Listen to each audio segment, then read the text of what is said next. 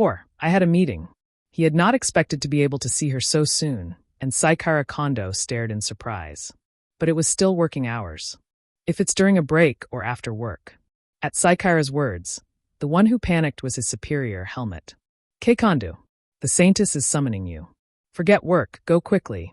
By his boss's orders, Saikara was led by someone wearing armor over a green knight's uniform into the main tower of the royal palace. Inside the castle, it was the place with the tightest security and the greatest safety, generally where the royal family's private quarters would be. The Saintess was in that tower. 2 knights were stationed permanently in front of the room, and there was also the familiar man in black, the commander of the Third Knight Order. Remembering katakana names instantly was difficult, but it was Indra something. Seeing that the other knights wore armor over green uniforms, they were likely the Second Knight Order, whose main duty was guarding royalty and important figures.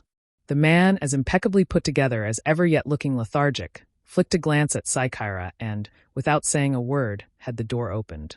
Inside, the room was furnished with the kind of extravagant, splendid interior you might see in a movie. Beside a silver-decorated desk at the center sat the high school girl from that day, now dressed in a gown from this world. And beside her was a beautiful young man with silver hair. Saikara had seen him before. The arrogant man who had taken only the girl away back then. You're late. Saikara did not bristle at the first insult out of the mouth of the person who had summoned him so suddenly. Instead, he apologized with the utmost politeness of modern Japan.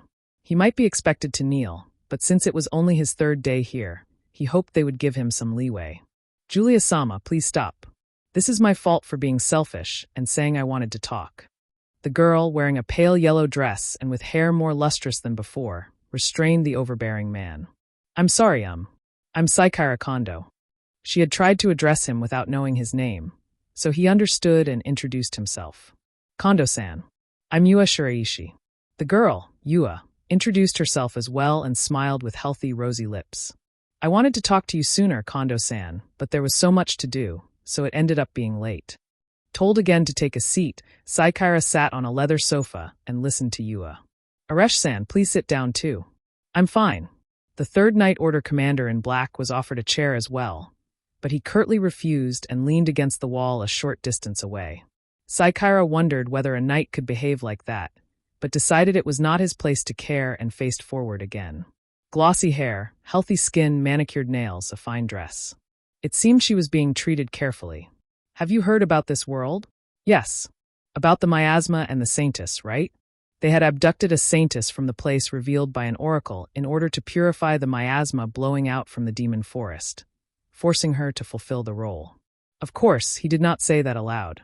Saikara simply nodded with few words. Yes, exactly.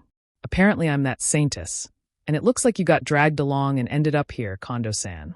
He already knew. And yes, technically Yua had reached out and begged for help, dragging him in. But ultimately the root cause was the machinations of this country's powerful figures.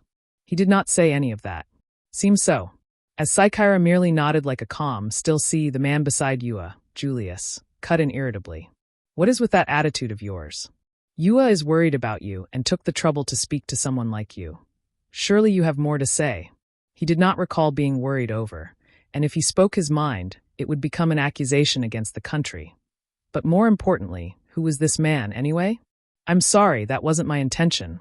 When he looked at Yua, she seemed to realize the man had not introduced himself and explained. Oh, this is Julia-sama, the first prince of this country. He's 20, and he's been taking care of me. Ah, prince. That explained the attitude, and Saikara understood. How ridiculous. You don't even know the faces and names of royalty. Well, yes, he had been abducted for 3 days and had received neither an introduction, nor a meeting, nor an apology. I'm sorry for my lack of knowledge. And the black-haired man over there is Aresh-san, the commander of the Third Knight Order. I hear he's really strong. She even introduced the knight commander with inexplicable pride, so Saikara at least turned and offered a polite greeting. Well, he was handsome. He could see why a high school girl might admire him. So, Shiraishi-san, what do you plan to do?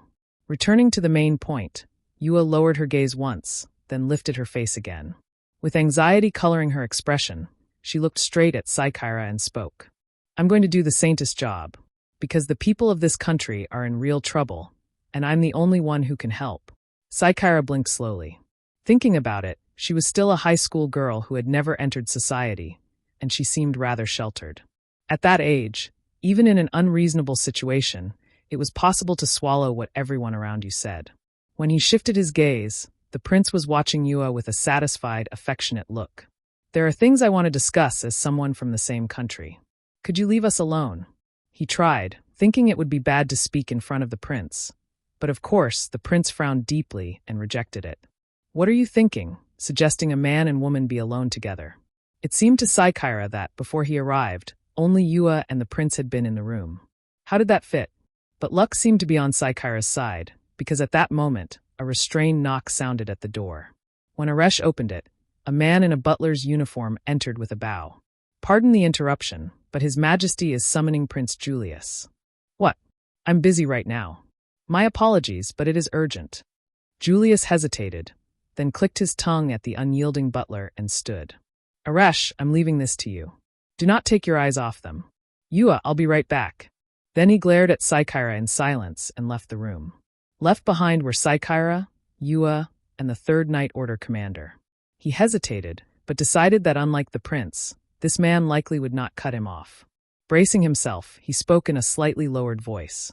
It's fine to have a sense of justice, but you need to properly understand both your situation and what's happening around you. What do you mean? Yua frowned at his words. I don't know the details of the Saintess's power and role, but you were summoned for the sake of this country.